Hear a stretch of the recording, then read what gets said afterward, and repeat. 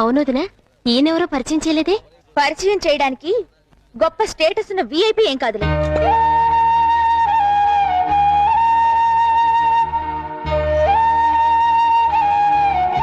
చిన్నబా, మిమ్మల్ని ఒక్క నిమిషం ఆగండి. దుర్గా, వాణి, ఒకసారి ఇలా రండి. కమ్మానేసే. ఏంటే స్వప్న? మీకు ముఖ్యమైన విఐపిని పరిచయం చేస్తానన్నాం కదా, ఈయనే భానుప్రసాద్ గారు, మా చిన్న బావ.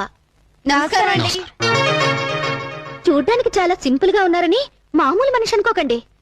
మాటల్లో చెప్పలేని గొప్ప మనిషి. మనం ఎవరికైనా చిల్లర భిక్షంగా వేస్తాం, లేదా అన్నం భిక్షంగా వేస్తాం.